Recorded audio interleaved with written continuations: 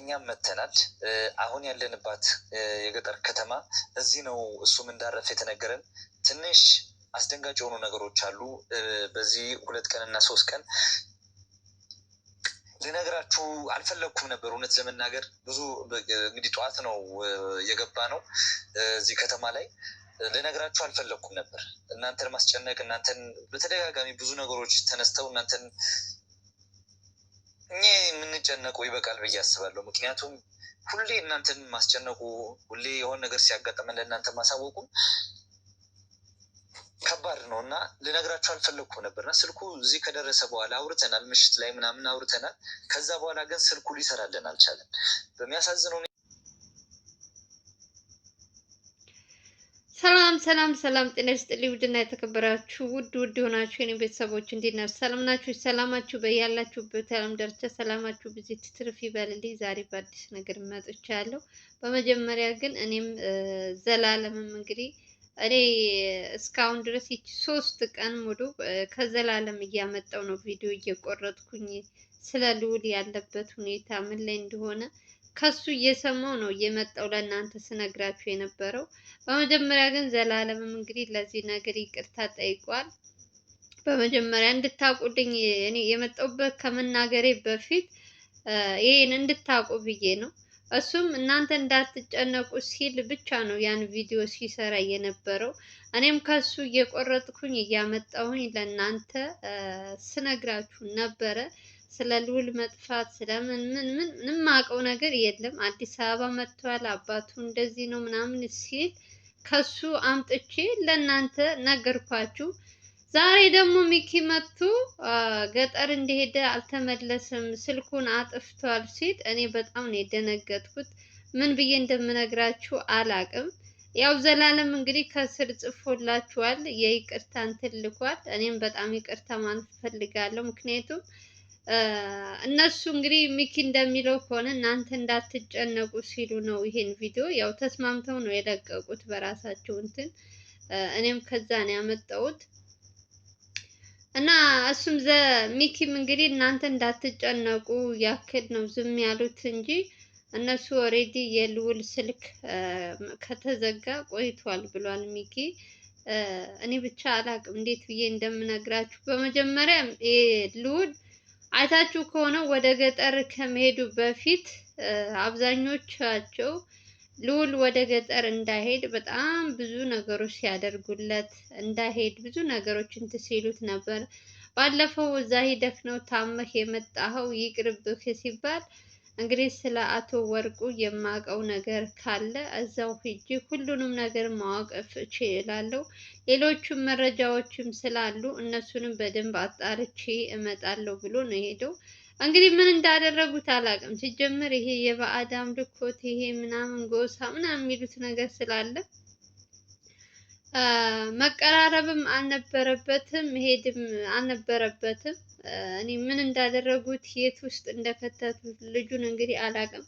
ልጆቹ አሁን ላይ ያሉበት ሁኔታ ተጨንቀው ነው ያሉት እነ ሚኪ። እንግዲህ ይቺ ልጅ ደግሞ እንደምታወራው ዛሬ መጣችሁ ደግሞ እንግዲህ ሰምታችሁታል ብዬ ተስፋ አደርጋለሁ። ካልሰማችሁ ደግሞ እኔ በትንሹ እዚህ አምጥቼ አሰማችኋለሁ። በጣም የምታወራው ነገር ትንሽ ያስፈራል። ሚኪም ተጨንቋል።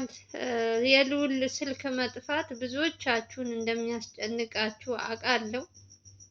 ያው ጥሩ ነገርም እነሱ ሲያወሩላችሁ የነበረው ኦሬዲ ዘላለም ግን ያውቃል አያውቅም አላውቅም። ዘላለም ግን የሚያውቅ መሰለኝ።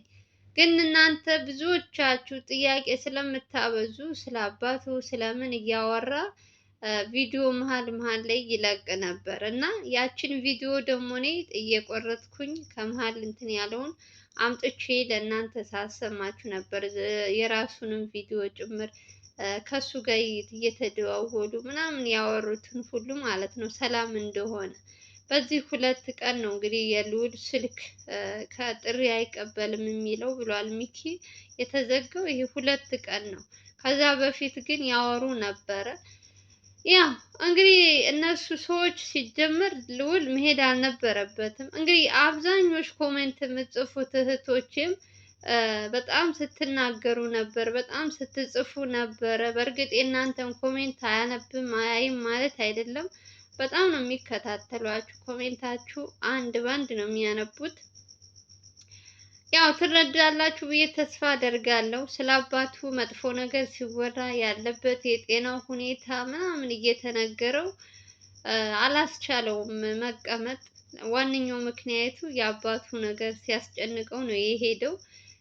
በዚህ በኩል ደግሞ አክስትየዋ ሌላ እንትን ሆናበታለች። ልዑል ከነገራችን ላይ ልዑል የቻለውን ማናችንም ብንሆን ቢደርስብን የእውነቴን ነው የምላችሁ አንችለውም። ልዑል በጣም ጠንካራና በጣም እንትን ነው። አሁንም ይሄ ነገር ይቋቋመዋል ከእግዚአብሔር ጋር በእናንተም ጸሎት መጥፎ ነገር አያጋጥመውም ብዬ ተስፋ አደርጋለሁ። እንግዲህ ምን ውስጥ እንዳስቀመጡት አላውቅም። አሁን ላይ እነ ሚኪ ኤርሚያስ ወደ ገጠር ሂደው እሱን እንትን ለማለት እንግዲህ በደንብ እንትን እያደረጉ ነው። የዛንም እንትን የሰዎችን ይቺም ልጅ እንደምትለው ከሆነ የምታውቀውን ነገር እንግዲህ አንድ ባንድ እየተናገረች ነው ያለችው። እንግዲህ እግዚአብሔር ይጠብቀው። ምንም ማለት አልችልም። እኔ ደንግጫለሁ። በቃ የእነሱን ታብሌታቸው ርዕሱን ሳይ ገና ሳየው ቪዲዮውን ሳላይ ገና እንትኑን አይቼ ርዕሱን ብቻ አይቼ ነው የደነገጥኩት። ምን እንደምል ራሱ ጠፍቶብኛል። እኔ ብቻ በስማ እንደው ልዑል ሁሌ ሰው አማኝ ሆኖ ሁል ጊዜ የሰውን እንትን ባይከተል ይሄ ሁሉ ችግር ይሄ ሁሉ እንትን አይፈጠርበትም ነበረ። አትሄድ ሲባል ሰምቶን ቢሆን በውስጥ በምንም ሁሉም ሰው እንትን እያለለት ነው። ግን እሱ ደግሞ ያው እሱ እንግዲህ ይሄ ነገር ይፈጠራል ብሎ አስቦት አይደለም። ያው የሰው ልጅ እንግዲህ ስንወጣ ምን ይገጥመናል ምን እንትን ይልናል ብለን አናስብም። ሁላችንም አሁን ላይ ያለንበት ሁኔታ ብቻ ነው የምናስበው። ልዑልም አሁን ይሄ ነገር ይፈጠራል ብሎ ወደ ገጠር ሲሄድ በፍጹም አላሰብም። እዛ ጋ ያሉት የራሴ ቤተሰብ ናቸው የራሴ እንትን ናቸው አይጎድኝም ብሎ ነው የሄደው። ግን ደግሞ በዙሪያው በጣም ብዙ ጥላት በጣም ብዙ እንትን አለበት። ይህም ሁሉ ነገር እያለበት በምን ግዴለሽነት በጣም ነው በአንዳንድ በኩል ያናድዳችኋል። ምክንያቱም የሰው እንትን አይሰማም የምትሉትን ነገር ልክ አሁን ላይ ችግር ላይ ሲወድቅ ማን ነው የሚጨነቀው? እኛ ተመልካቾች፣ እናቱ፣ በዙሪያው ያሉት ሞር ደግሞ ከኛ በላይ እናቱ። አስባችሁታል? አሁን የልዑልን እንትን ስትሰማ ያው ቪዲዮ ውስጥ ትከታተላለች። እንግዲህ ያው ሁልጊዜ ሁሉም አሁን እድሜ ለቴክኖሎጂን በስልክ ነው ሁሉም ምን ማለት ካየችው የእውነቴን ነው የምላችሁ ምን አይነት እንትን እንደሚሰማት እኔ ያዘንኩ ለእናቱ ነው።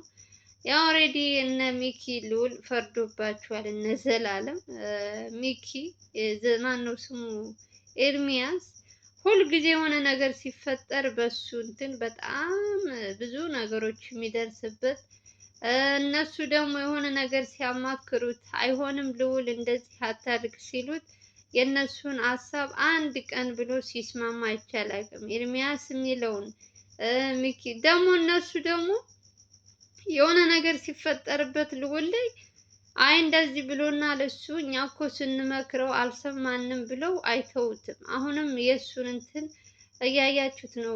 ሚኪ ራሱ እንዴት እንደሆነ እንደዚህ እያለቀሰ ስታዩት ምን ያክል እንትን እንደሆነ በጣም ከባድ ነው። ለሰው ልጅ አንዳንድ ጊዜ መጥፎ ነገሮችን ለራሳችን ብለን ስንመከር ለራሳችን እንትን ስንል መስማት አለብን። ነገ ጧት ደግሞ ሌላ ችግር ነው የሚያመጣብን። አገባችሁ? አሁን ልዑል በምን አይነት ሁኔታ እንደሆነ ፈጣሪ ነው የሚያውቀው። ጭራሽ ገጠር ድረስ ሂዶ በራሱ እንትን እንደዚህ አይነት ችግር ውስጥ ሲገባ ምን ትላላችሁ? የት ብላችሁ ነው የምትፈልጉት? በጣም ነው እንትን የሚለው። አጎት የተባለውም ሰውዬ አሁን እነ ሚኪ ስራቸው አጎት የተባለው እንግዲህ ክፍለ ሀገር ከሄደ ልዑል ተሎ ብሎ የሚያርፈው የትኛውም ብዙ ሰዎች አሉ። በእርግጥ የእሱ የአባባቱ በኩል ግን ደግሞ የሚቀርበው ምስጢሩን ሁሉ ነገር የሚያናግረው ላጎትየው ነው። አዲስ አበባ እሱ የሆነ ነገር ሲፈጠር አዲስ አበባ መጥቶ የሚያርፈው ልዑል ቤት ነው እና እሱ ብዙ ነገር ያውቃል ብዬ ተስፋ አደርጋለሁ። እንግዲህ ሰውየውን ደግሞ ሀሳቡን በሌላ ነገር እንዳያስቀይሩት እንደምንም አድርገው ተከታትለው የእሱን ነገር ያጣራሉ። በቅርቡ ልዑል ደግሞ የእውነቴን ነው የምላችሁ ካለበት ችግር ያወጡታል ብዬ ተስፋ አደርጋለሁ። እናንተም እንግዲህ ውድ ተመልካቾች በዚሁ አጋጣሚ ነግራችሁ የእውነት ሁላችሁም በየሃይማኖታችሁ ለልዑል ምንም አይነት ጉዳት ምንም አይነት እንትን እንዳይደርስበት የእውነት ሁላችሁም ጸሎት አድርጉለት። እኔ በጣም ነው ያሳዘነኝ። በእርግጥ አትሂድ እያልን ብዙ ነገሮች እንትን ብለናል፣ ግን ደግሞ እንዲህ ነገር ይፈጠራል ብሎ እሱም አላሰበም። ማንም ሰው ስንወጣ ምን እንደሚገጥምን አናቅም። ሰዎች ስንባል በጣም ከባድ ነው አይደለም? በአሁኑ ጊዜ መንገዱ ሁሉ ኢትዮጵያ ውስጥ ሰላም ባልሆነበት እንትን እሱ እንኳን የመንገዱ ሰላም አይደለም ስልኩን ያስጠፋው። እርግጠኛ ነኝ የራሱ ሰዎች ናቸው እንትኑን ያጠፉበት። የመንገድ ቢሆን እነ ዘላለም እናንተን ለማንትን እንዳትደነግጡ የሆነ ጥያቄ እንትንም ስትልኩ እነሱ ስለ አባቱ ስለምን እያወራ ነበር እንትን የሚላችሁ። ስለዚህ ከዛ በፊት ገጠር ሂዶ ስልክ ሲያወሩ ነበረ ለተወሰነ ጊዜ። አሁን እቺ 2 ቀን ነው ልዑሌ፣ 2 ቀን ከትናንት እና ዛሬ ነው ያስተዋው እንትን እነሱም እንትን ያሉት በደንብ እንትን ያወቁት እንጂ ስልኩ ከዛ በፊት እየሰራ እየተደዋወልን ነበር ብለዋል። እና አሳዘነኝ ልዑል ታውቃላችሁ። የገዛ እንትኖቼ ናቸው ብሎ ገጠር ድረስ ሂዶ እስከ ማፈን ድረስ የሚደርሱት ምን አይነት ቤተሰብ ከምንድን ነው እነዚህ ሰዎች የተፈጠሩት? እንዴት አይነት ህሊና ቢኖራቸው ነው? ማን ነው አሁን አምኖ እነሱ ቤት የሚሄደው? ግራ ነው የሚገባኝ እውነት። አሁን እኮ እነ ዘላለም ሚኪ ራሱ ለመፈለግ እኮ ቢሄዱ በጣም አስጊ ነገር እኮ ነው። በጣም ከባድ። በተለይ ይሄ የባዕድ አምልኮት ምን የሚሉት ነገር ከነሱ ጋር መጋፈጥ ከነሱ ጋር እንትን ማለት ከባድ ነው። እግዚአብሔር ይሁነው እንግዲህ ለልዑል የማይገባበት እንትን ነው የገባው። እኔ ብቻ እንደባለፈው እንትን እንዳይሉት እንጂ ሌላው ችግር የለውም። የእውነት እሱ መደብደብ፣ መታፈን፣ መታገት ልዑል ለምዶታል። ከዚህ በፊትም ስንት ጊዜ ታግቶ በጣም ጠንካራ ነው። እንደ ቅጥነቱ አይደለም፣ ይቋቋመዋል። ሁሉንም ነገር በእንትን ያልፋል ብዬ ተስፋ አደርጋለሁ። እንግዲህ ምን ማድረግ ትችላላችሁ? መክሰስ አትችሉ፣ ምን ማለት አትችሉ። እሱ ራሱ በራሱ ላይ ያደረሱበት እንኳን አሳልፎ ለሕግ አልሰጣቸውም። አሁን ሚኪ ኤርሚያስ ቢከሱ ምን አይነት ማስረጃ ኑሯቸው እነዚህን ሰዎች ለማሳሰር ብዙ ማስረጃ ብዙ ነገር ያስፈልጋል። አሁን ደግሞ ኢትዮጵያ ውስጥ እንደምታዩት ሕጉ ትንሽ ጠበቅ ያለ ነው። የሆነ ነገር በዛም ስትሄዱ ሌላም በሌላም እንትን ስለሚልባችሁ ስትናገሩ በጣም ለእናንተ መፍትሄ ለማግኘት በጣም ብዙ ጊዜ ነው የሚፈጅባችሁ። ስለዚህ እግዚአብሔር ይድረስለት ለልዑል። ከዛ ውጭ ምንም ማለት አልችልም። ያሳዝናል በጣም የእውነት ምን አይነት ችግር ውስጥ እንዳስገቡት አያችሁ። አይ ልዑል ሲነገር አልሰማ ብሎ በስተመጨረሻ ለሰው ጦስ ነው የሆነው። የእውነት ለጓደኞቹ፣ ለእናቱ፣ በዙሪያው ላሉት በተለይ ለእናንተ ተመልካቾች ኮሜንታችሁ ልዑል ጋር ገብቼ እያየኋችሁ ነበር። እውነት በጣም ነው ያሳዘናችሁኝ። ለእናንተ አዘንኩላችሁ። ከራሳችሁ በላይ ተጨንቃችሁ የምትጽፉት ኮሜንት አንዳንድ ጊዜ ታስለቅሱኛላችሁ። ታውቃላችሁ፣ የእውነት በጣም ታስለቅሱኛላችሁ። አንዳንዶች በጣም የሆነ ከውስጣችሁ የመነጨ ፍቅር ምን አይነት መታደል እንደሆነ አላውቅም። ደግሞ ሞር ደግሞ ልዑል እንደዚህ ሆነ ስትባሉ ደግሞ ዛሬ ከባድ ነው ለእናንተ። ግን ደግሞ በዚህ ልክ ራሳችሁን ማስጨነቅ አለባችሁ ብዬ አላስብም። ምክንያቱም ይገኛል። ያው እነሱ ጊዜያቸውን ምናቸውን እንትን ብለው ወደ ክፍለ ሀገር ሄደው እነ ዘላለም ሚኪም ኤድሚም ሁሉም ሰብሰብ ካሉ እነዛ ሰዎች ፍራቻ እንትን ስለሚኖርባቸው ካስቀመጡበት ጉድጓድ ቆፍረውን ቢሆን ልዑልን ያመጧታል። ዝም ብሎ እንደዚህ ተድበስብሶ ነገሩ የሚታለፍ ነገር አይደለም። ወላ አጎት ነው ወላ ክስት ነው ወላ እንትን ነው የሚባል ነገር የለም። በልዑል ቀልድ አያውቁም እነሱም። አሁን እናንተ ብቻ ተመልካቾች ተረጋጉ። ለትንሽ ጊዜ 1-2 ቀን እነ ሚኪ እያጣሩ ያሉበትን ምን አይነት እንትን ውስጥ እንደሚኖር እንግዲህ ሁሉንም ነገር እነሱም ወደ ክፍለ ሀገር እንሄዳለን ብለዋል። እንትናም ጭምር እነ ሚኪ ማን ነው ኤርሚያስም ዘላለምም እንግዲህ እነሱ ተባብረው እንግዲህ ሁሉም ነገር በቅርብ ቀን ይገኛል ብዬ ተስፋ አደርጋለሁ። ክፉን ነገር የያዝለት የእውነት ሁላችሁም ጸሎት አድርጉለት፣ ምንም ነገር እንዳይደርስበት። ያው ሰውነች ትሳሳቻለሽ። አብዛኞቻችሁ በጣም ተናዳችኋል። እኛ ስንመክረው ስንጽፍለት አልሰማ ብሎ ነው የሄደው እያላችሁ ብዙዎቻችሁ በጣም እንትን ብሏችኋል። አይ ነው እረዳችኋለሁ። እኛም ተናግረናል። እኛም በውስጥ በምንም እያልን ምንም ሊሰማ አልቻለም። እምቢ ብሎ ነው የሄደው። ከማናቸውም ፍቃድ አልፈለገም። ራሱ በራሱ እንትን ነው እንትን የሚለው እና መጨረሻው እንግዲህ እንደዚህ ሲሆን ደግሞ ትንሽ ከፍቶኛል። እኔ በጣም ከፍቶኛል የእውነት። ለማንኛውም ሰላማችሁ ይብዛ። እስኪ ቸር ወሬ ያሰማን፣ ልዑል ባለበት ፈጣሪ ጠብቀው እያላችሁ ጸሎት አድርጉ። በሌላ ቪዲዮ አዲስ አሪፍ ነገር እየላችሁ እንደመጣ እንግዲህ ፈጣሪ ይርዳን። ጥሩ ዜና ጥሩ ነገር ያሰማን። በተረፈ ሰላማችሁ ይብዛ። ራሳችሁን አታስጨንቁ። ልዑል ይገኛል። ምንም የሚያስጨንቅ ነገር የለውም። እንወዳችኋለን። ባይ ባይ።